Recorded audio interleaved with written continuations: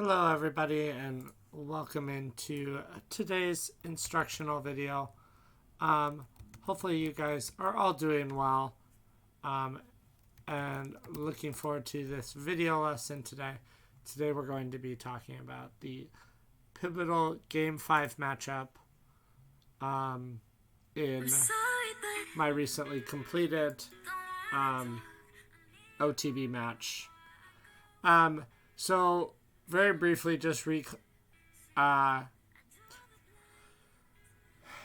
talking about the previous 4 games. I lost game 1, drew the second game in a game I should have won. Game 3, I tied the match at 1.5, first to 5 points. And then game 4, I was able to win and take my first lead in the match. So the score headed into this game was 2.5, 1.5. And obviously this game was going to be very pivotal for me going forward. So without further ado, let's just get into it and see how it went. I had the black pieces. Again, we're going to have a repeat of an opening used earlier in the match, d4. I talked about this earlier.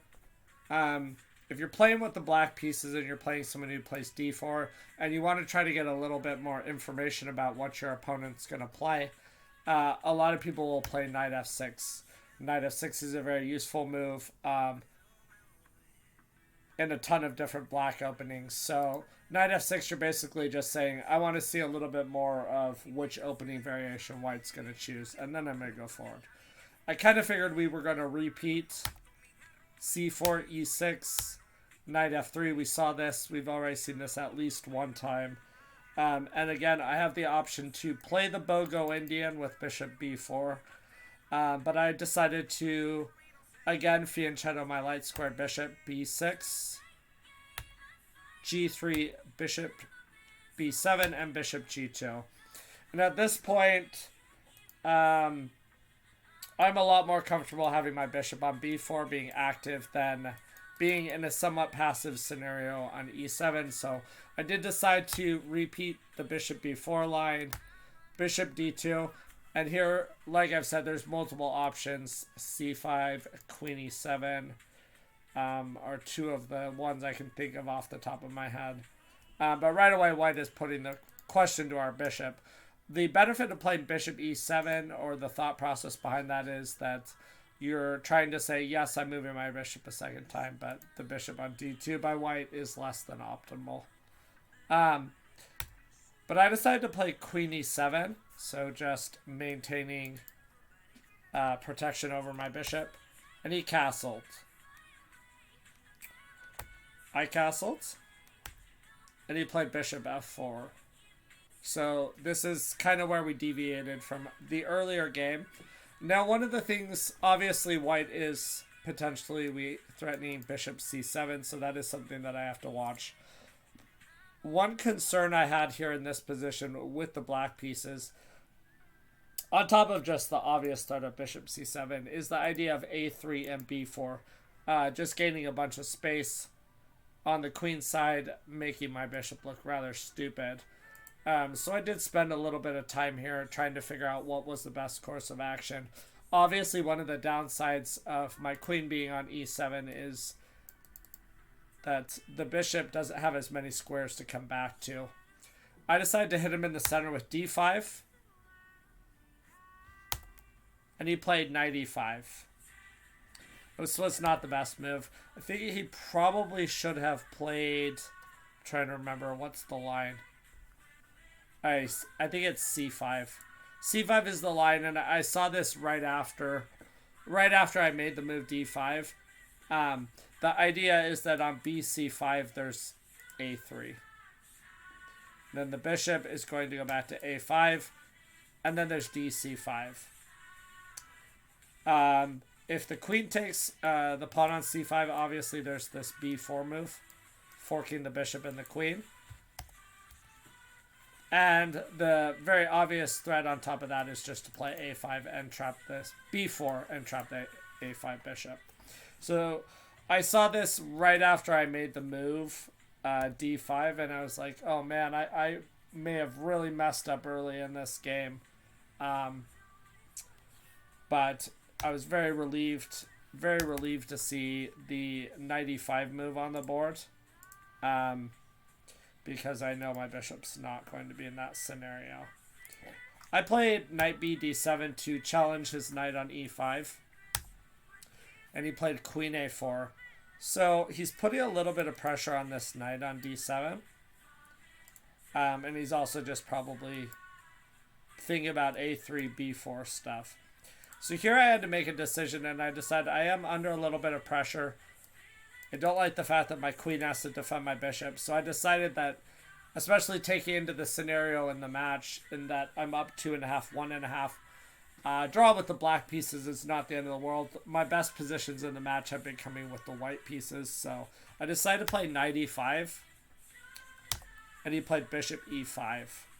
And now again, c5 is a threat from white.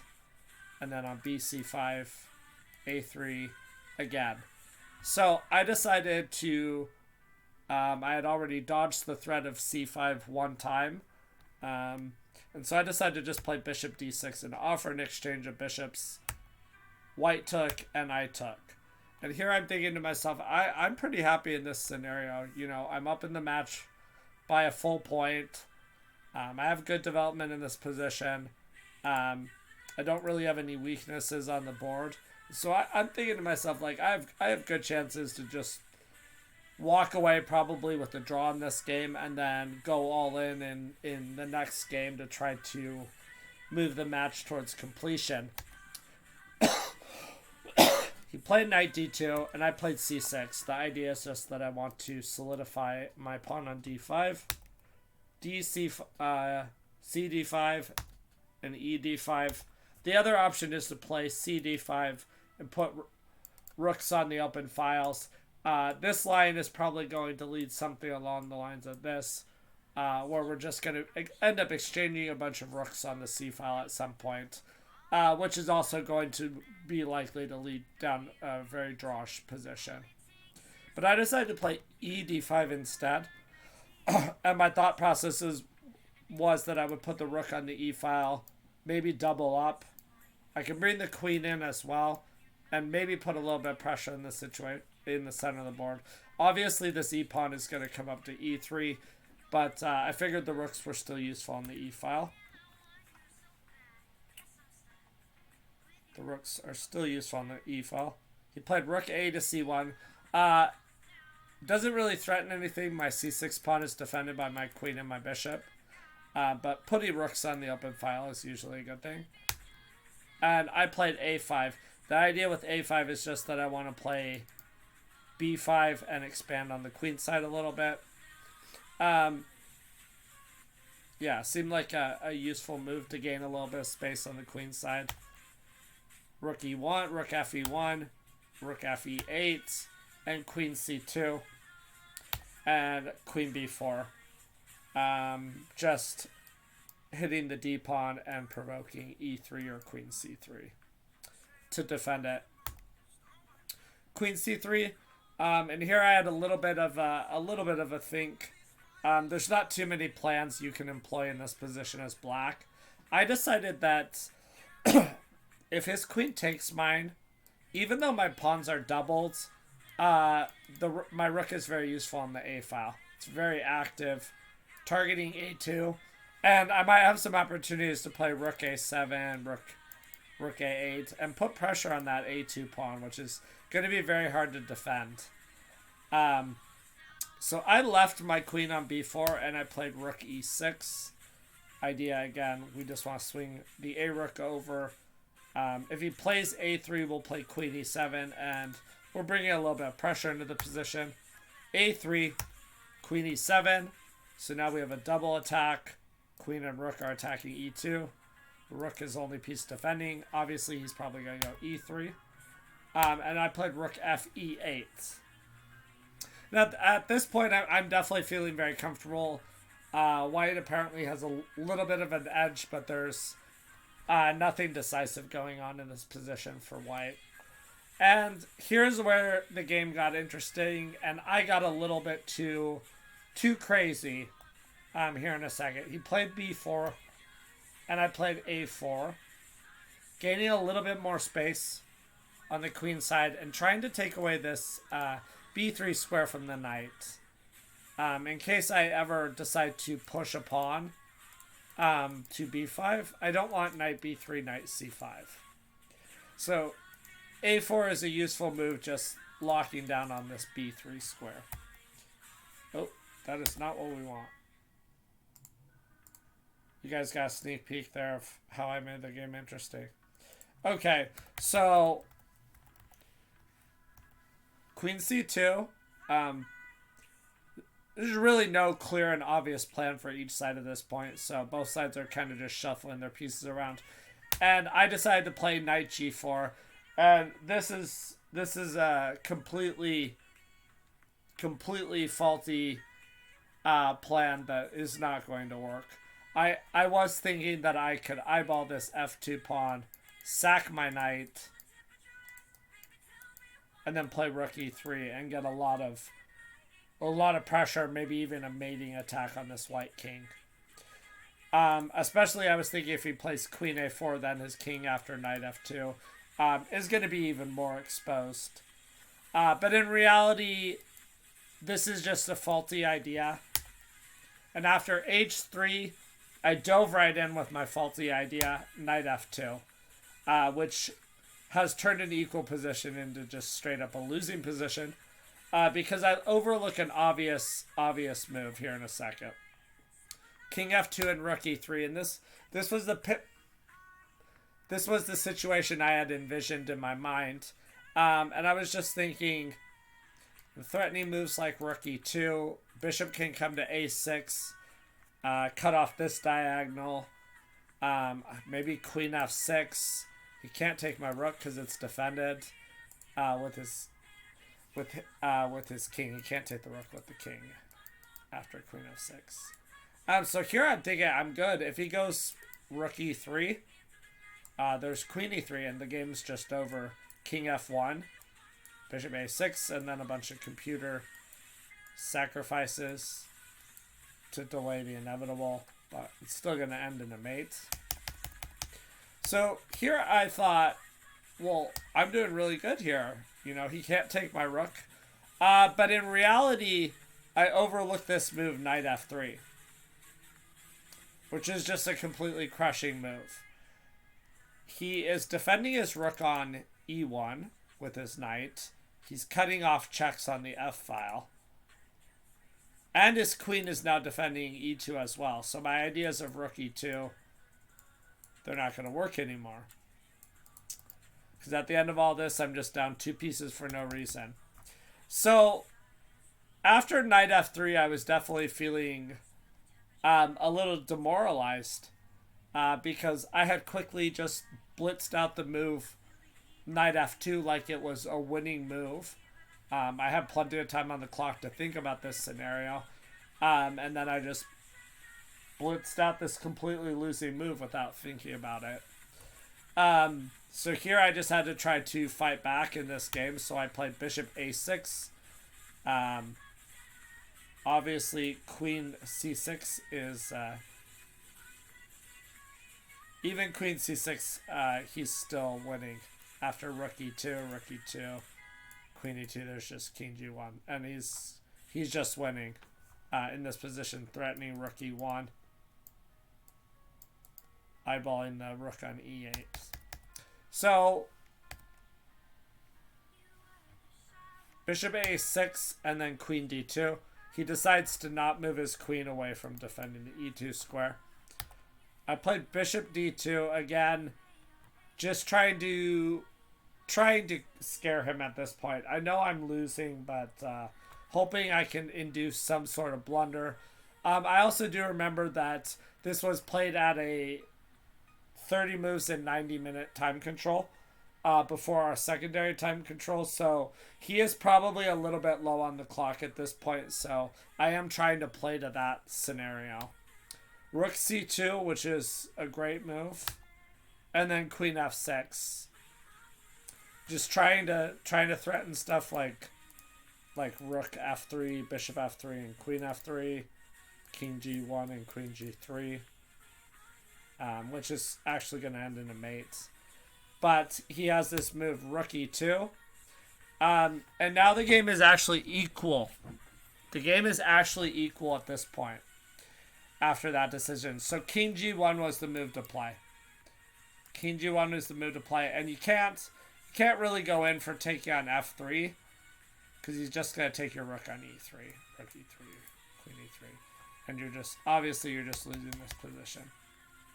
So king g1 was the move to play, and I was happy to see rook e2, because I felt like that gave me my best chances.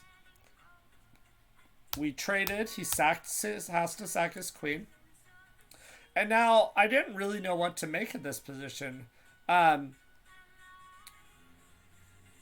have 2 pawns and a queen for a bishop, a rook, and a knight, which is really fascinating to me. Obviously, if white could coordinate his rook, his bishop, and his knight, like, this should be good for him. But the fact that I have 2 extra pawns felt like it should be better for me, if not just completely winning. So let's see how it continued. G6, H4, and then I played H6. I want to keep his knight out of G5 if possible. Bishop H3, and Queen D6. Queen D6, the idea was just that I wanted to push the C pawn. Takes. Have pressure on A3 and maybe push my D pawn, was my thought. But he played rook C2. And here I really was not sure what to do. Obviously, I have waiting moves, so I played king G7. And he played knight E5. And here's where I decided to go for pawn to C5. If D C5, there's just queen E5, which wins for me. But B C5, B C5. Obviously has to play rook C5. And my idea was I wanted to go queen B6. So I'm offering those pawns back in exchange for activity, taking back some material of my own. Rook D5 and queen B2 check, king G1, and queen A3. And here I thought this has to just be winning for me. I have the outside passer, and I kind of figured this pawn right here should eventually cost him his rook. Like, he should have to sacrifice his rook for it. I'm also eyeballing G3 right now, so he can't allow that. King H2 and queen A2, which was not the best move. Queen B2 was the route to go. And then I'm actually winning that one through proper play. Incredible the difference between 2 different squares. So queen A2 is equal and queen B2 is completely winning. Bishop G2. And now A3. And I'm just thinking I'm just going to move my queen and push my pawn. And he's going to have to come behind and sack his rook for the pawn. But that is actually not the case. He played rook D7. So he's eyeballing F7. But I'm like, that's not a big deal. Like, if he goes rook D7, I can play queen here. And then if he goes knight F7, I can push A2. And I'm just winning. But I decided to play queen F2 so that I could get my queen out of the way of the pawn. But then this happened. And what I realized was my idea is actually faulty.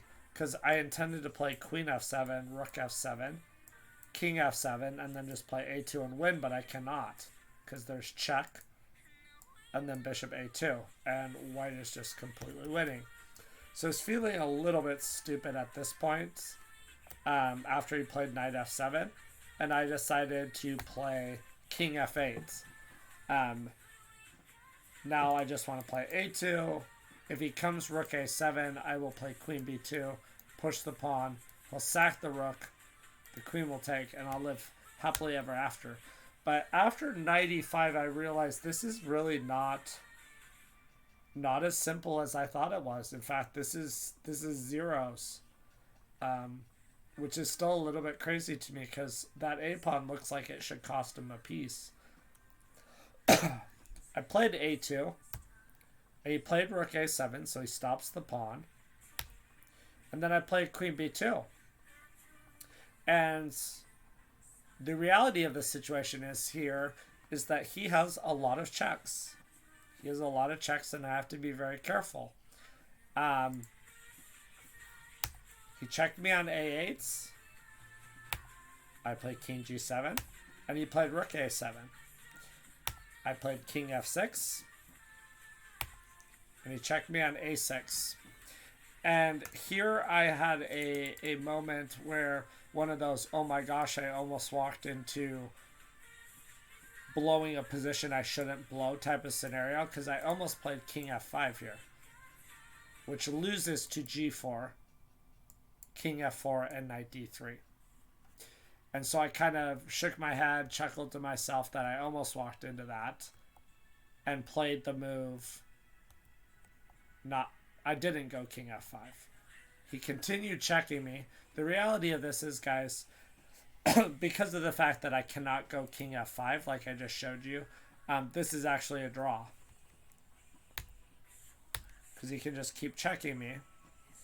And here I had just a complete and utter brain fart. So I had seen the move g4 was winning for him if I go to f5 with my king. And then I walked right into it.